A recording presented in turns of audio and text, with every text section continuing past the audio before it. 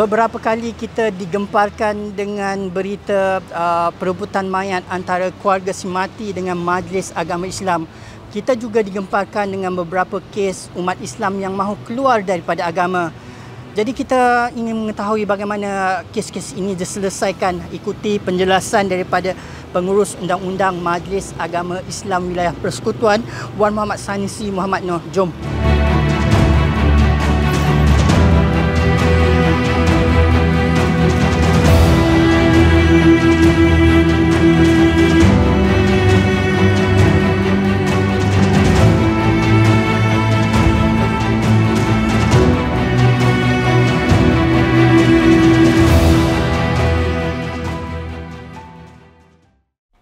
Itulah Encik Sanusi, ramai yang nak tahu tentang unit undang-undang di Majlis Agama Islam Wilayah Persekutuan ni. Apa fungsi dia, peranan dia, bagaimana, apa tanggungjawab dia terhadap masyarakat Islam.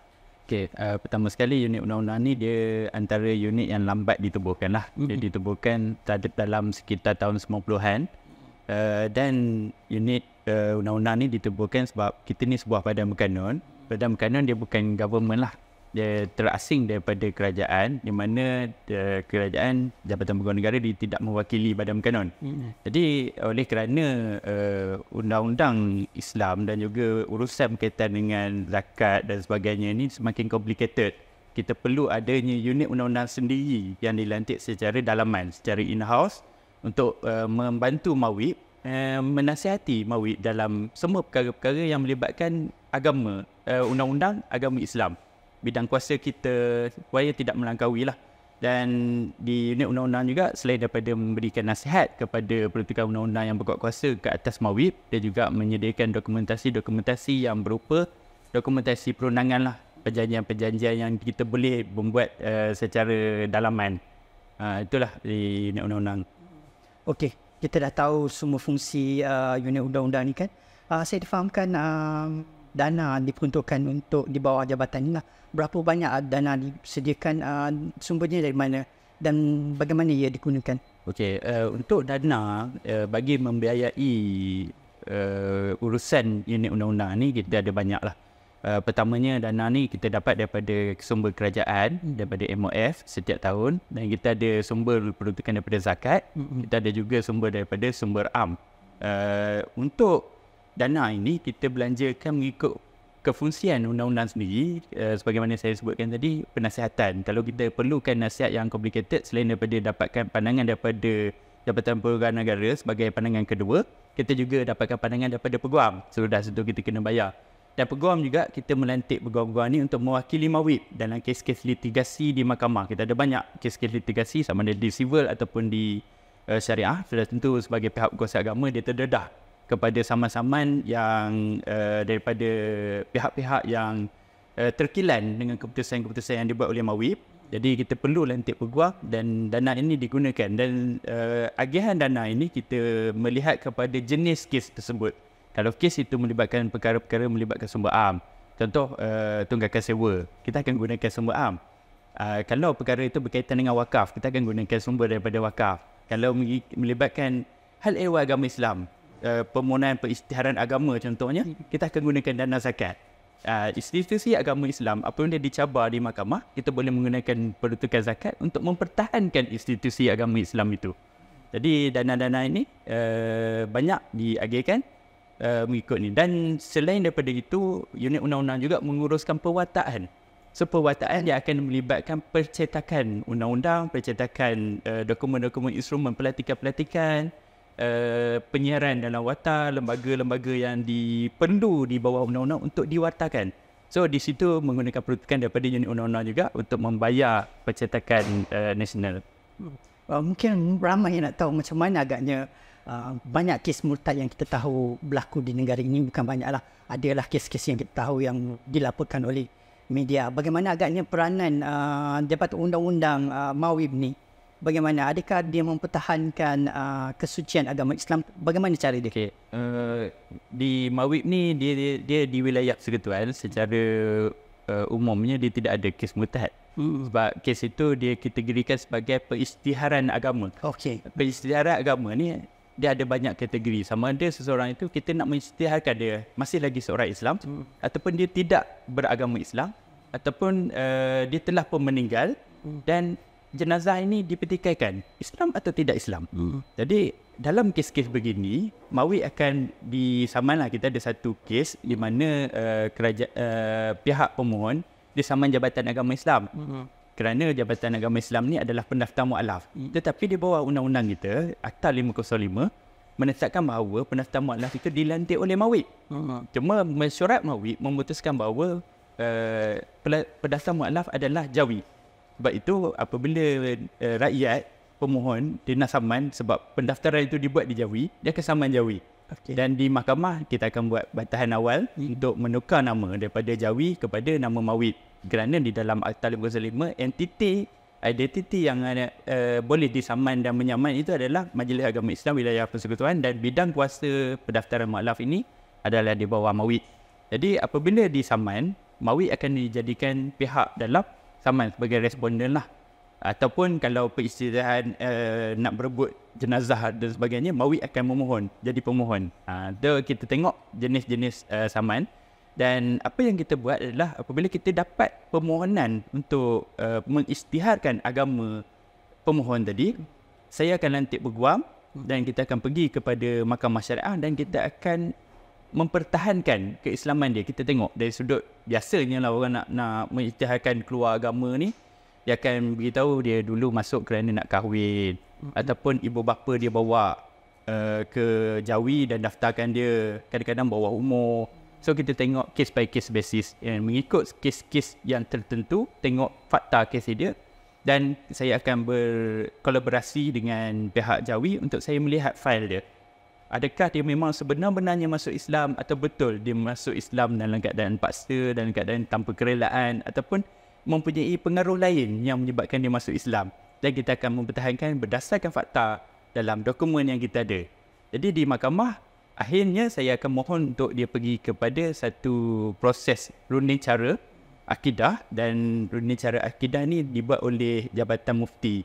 Kalau sebelum ini di Jawi, jadi kita minta supaya Jabatan Mufti uruskan, dan Jabatan Mufti akan membuat sesi temuduga interview dengan pemohon tadi, dan dia akan membuat satu syur, dan syur ini akan dihantar balik kepada mahkamah untuk hakim membuat pertimbangan. Kalau kita tengok dari segi peraturan, sebenarnya kebanyakan mereka ni nak batalkan balik pendaftaran Islam ni kerana dalam kad pengenalan dia ada Islam. Jadi peraturannya adalah mesti mendapatkan kebenaran daripada Majlis Agama Islam ataupun Mahkamah Syariah. Sebab tu dia akan datang ke Mawid ataupun dia pergi ke Mahkamah Syariah dan namakan Mawid sebagai responden lah dalam saman yang dibuat tadi. Sama juga dalam kes apabila kita mendapat aduan, dapat laporan bahawa terdapatnya jenazah Islam yang meninggal tetapi telah dituntut oleh waris yang bukan beragama Islam untuk diuruskan mengikut upacara agama masing-masing. Jadi bila dapat laporan, saya akan terus pergi ke balai polis. First saya akan buat laporan polis lah supaya kita dapat protection daripada pihak polis, dan saya akan pergi kepada Mahkamah Syariah untuk dapatkan deklarasi bahawa dia masih lagi beragama Islam.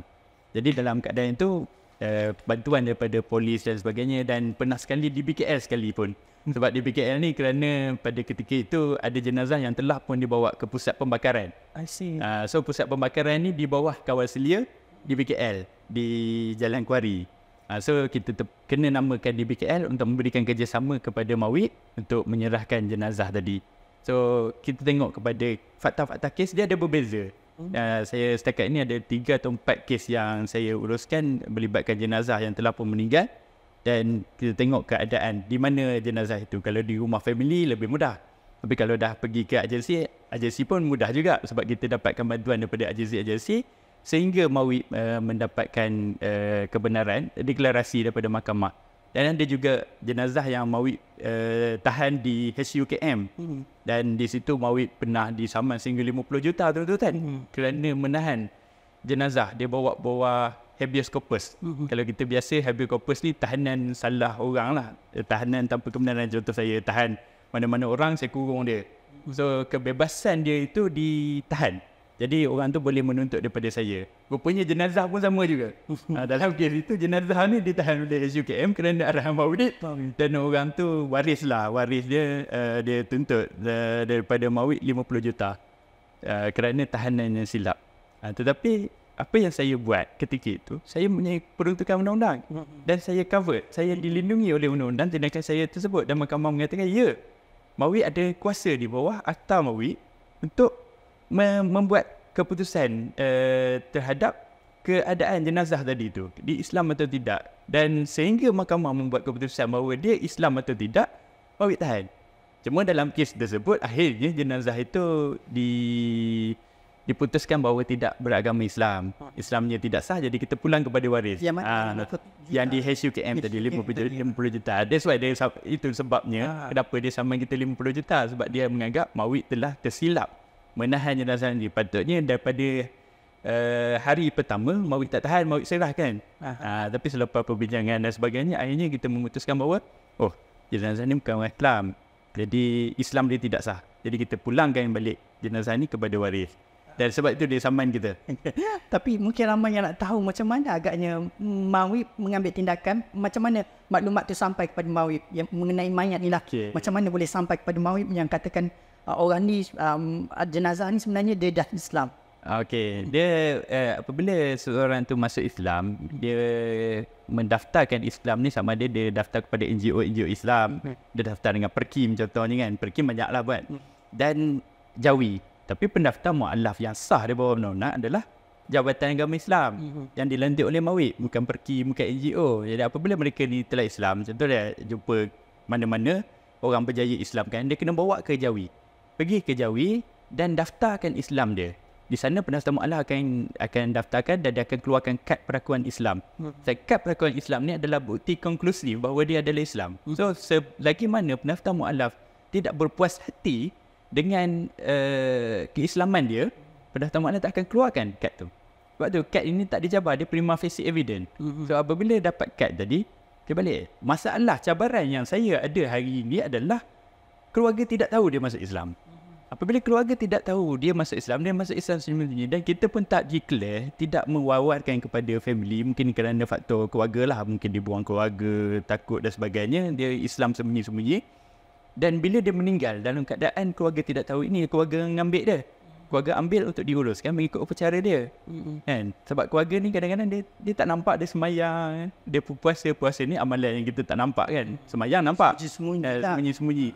Jadi dalam keadaan begitu, keluarga tidak tahu, ataupun kadang-kadang ada keluarga yang memang tahu tetapi dia mengatakan bahawa dia memanglah dia daftar Islam, tapi dia tak mengamalkan ajaran Islam. Ini pun satu isu juga. Adakah tidak mengamal ajaran Islam telah pun menyebabkan seseorang itu keluar daripada Islam? Faham. Contoh kita ada seorang Islam, Muslim kan, tapi dia minum arak. Adakah dengan minum arak dia telah keluar Islam? Tidak. Dia berdosa kerana minum arak, tapi dia tetap tidak murtad. So sama juga dengan keadaan beliau tadi. Dia keluarga kata dia minum arak, dia makan khizir dan sebagainya. Itu tidak menyebabkan dia keluar Islam, sehingga dia tidak bercanggah dengan akidahnya. Jadi dalam keadaan ini kita mesti perbahaskan di mahkamah, mengatakan bahawa Islam dia kekal, cuma dia berdosa kerana tidak mengamalkan. Itu dua perkara yang berbeza. Jadi dalam kes ini kami fight dan kita melihat kepada fakta-fakta kes, bawa saksi dan sebagainya, dan akhirnya mahkamah bersetuju. Kita serah kepada hakim untuk buat keputusan sama ada dia bukan lagi beragama Islam atau dia kekal dengan Islam. Jadi bila dapat keputusan barulah kita uruskan. Jadi kalau orang hidup lah. Kalau bukan Islam, kita batal lah pendaftaran dan sebagainya. Tapi kalau jenazah ni kita ambil, kita uruskan dalam upacara agama Islam. Sebab kita pun pernah, saya pernah ambil abu jenazah pun saya pernah ambil. Saya pernah dapatkan jenazah yang dah pun ditanam. Maksudnya dah dibakar dan juga ditanam. Ya, betul. Itu pun Maiz untuk mempertahankan akidah dia ke? Ya, betul. Sebab dia telah pun masuk Islam, dan kita perlu uruskan jenazah ini mengikut agama Islam. Dia tak boleh ditanam di dalam mengikut upacara agama lain, sebab dia memang dah Muslim. Mungkin faktornya keluarga tidak tahu. Ada berapa kes Encik Sanusi kalau boleh ingat lah yang saya banyak jugalah. Kadang-kadang ada kes yang melibatkan family. Family ni contohnya ibu masuk Islam, dia bawa anak 3 orang masuk Islam. Jadi bila pergi mahkamah 4. Jadi macam tu lah. Dan ada juga kes yang berkahwin, kadang-kadang bercinta dan sebagainya, pergi ke jabatan untuk mendaftarkan Islam. Yang ini saya minta supaya kena rumitkan. Bukanlah kita nak rumit orang masuk Islam, tapi kena kaji betul-betul. Betul tak dia masuk Islam, ikhlas masuk Islam atau semata-mata nak kahwin? Sebab banyak kes yang begini yang akhirnya nak keluar balik. Dia kata Islam ni tidak sah, dia Islam ni sebab mengikut kawan, mengikut ni. Dan saya pernah jumpa Islam sebab bermimpi pun ada. Kan, dia bermimpi, dia masuk Islam. Dia malam tu dia bermimpi.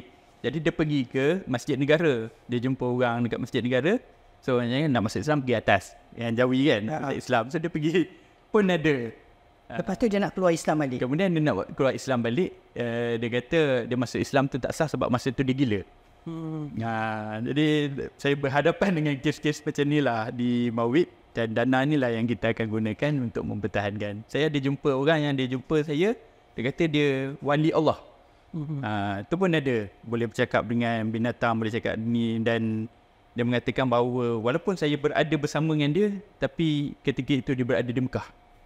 So macam mana kita nak berhadapan dengan orang yang begini, kita kena dari segi kita sendiri pun kena kuat lah. Dalam man kita kena kuat. Sebab kita nak menjawab dengan terutama yang mendakwa diri sebagai wali itulah. Sebab dia bila dia wali Allah ni, dia iman dia lebih tinggi pada kita lah. Kita ni senipis kulit bawang kan, nak berlawan dengan dia. Mungkin masa kita tak cukup, tak banyak. Just nak tanya macam mana agaknya berapa banyak kes yang berjaya untuk dibawa balik, yang nak murtad ni untuk kembali ke jalan yang benar? Adakah proses undang-undang tu membantu? Setakat ni Alhamdulillah di wilayah, walaupun di wilayah ni dia tidak ada satu prosedur yang lengkap untuk proses untuk pengisytiharan keluar Islam. Sebab kita sedia maklum wilayah ni federal, dia tak sebagaimana negeri. Dan kita banyak perkara-perkara yang kita perlu libat urus. Kita banyak perkara-perkara yang kita perlu lalui untuk mendapatkan satu kelulusan dasar. Jadi bila melibatkan tentang isu akidah, kadang-kadang kita akan berhadapan dengan isu human right, kan, hak orang untuk beragama dan sebagainya. Tidak ada paksaan dalam agama. Benda-benda ni kita kena tengok.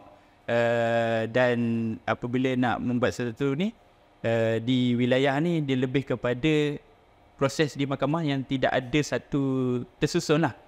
Kena buat di step ni. Kita ada 2 mazhab lah, 2 pandangan. Ada kata kalau ada peraturan ni kita memudahkan untuk orang keluar Islam. Ada yang kata kalau ada peraturan-peraturan ni itu membantu untuk proses yang lebih tersusun. So 2 pandangan yang berbeza. Dan sememangnya kita adalah peraturan yang tidak digazetkan. Saya follow peraturan ni dan pergi mahkamah. Yang pentingnya di mahkamah ni dia mesti ada saman tuntutan dia. Dan biasanya saya akan minta supaya dibawa untuk runding cara akidah. Dan di runding acara akidah ni baru kita dapat tahu sebenar-benarnya hati dia bagaimana. Sebab setakat ini saya ada beberapa orang yang kita berjaya untuk dia kembali semula. Sebab mereka ni kadang-kadang dia nak keluar Islam ni bukan kerana dia tak suka dengan Islam, tapi dia punya masalah lain.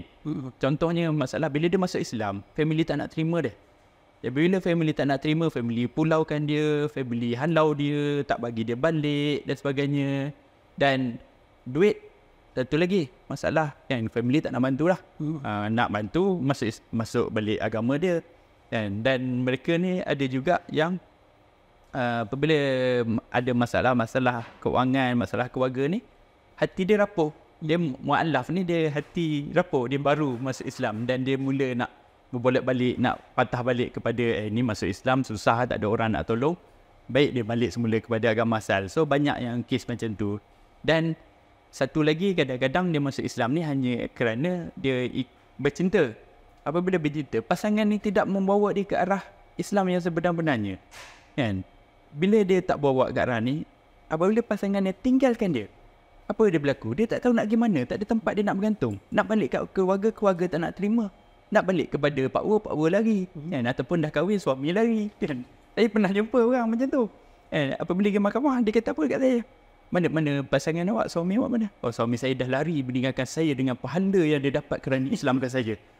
Jadi dia punya tu terlalu sini dan kita macam sakit jugalah. Kita rasa macam nak cari suami ni kan. Kalau boleh dakwa suami dia sekali. Kerana suami dia ni telah menyebabkan agama Islam tu dipandang hina. Kan? So perkara-perkara ni kita akan tengoklah. Kesimpulan dia Encik Sanusi, bagaimana duit zakat yang diberikan oleh orang ramai dan juga daripada mungkin juga yang disumbangkan oleh ramai boleh membantu Mawib dalam mempertahankan akidah umat Islam? Okay, duit zakat ni kalau dari sudut untuk mempertahankan agama Islam, kita ada asnaf ada 8 dan ada salah satu asnaf yang diutamakan adalah mu'alaf. Jadi ada 4 asnaf utama tu, salah satunya adalah mu'alaf qulubuhum. Mu'alaf qulubuhum ni orang yang baru memeluk agama Islam lah, mengikut undang-undang. Tapi perbahasan ulama' lain. Perbahasan ulama' ada kata berjinak-jinak dengan agama Islam tu perbahasan ulama' lah. Tapi dalam peruntukan undang-undang kita setakat hari ini adalah orang yang baru memeluk agama Islam. So bagaimana kaedah kita mempertahankan agama Islam ni? Mawib membutuhkan sejumlah dana yang agak besar daripada wang zakat untuk membantu mereka ini. Kita bersalurkan kepada Jawi. Kita bagi kepada cawangan pengurusan cawangan saudara Muslim. Kita tubuhkan juga satu kompleks yang dinamakan Darul Hidayah di Sentul. Darul Hidayah ni untuk pengajian, penginapan dan sebagainya lah untuk membantu asnaf ni, dan di situ dia akan mengikuti pengajian-pengajian agama yang asas lah untuk menguatkan Islam dia tadi. Dan apabila satu ketika kalau kita berjaya dan dia kukuh imannya, alhamdulillah. Tapi kalau iman dia tetap lagi tidak dapat dikuatkan dengan kaedah itu, dia nak keluar daripada Islam, itu tadi yang kan datang balik kepada unit undang-undang Mawib, dan kita akan pergi kepada kaedah saluran perundangan lah, pergi mahkamah, pergi runding cara dan sebagainya, dan kita buat pemulihan lah di situ. Alright, terima kasih Encik Sanusi.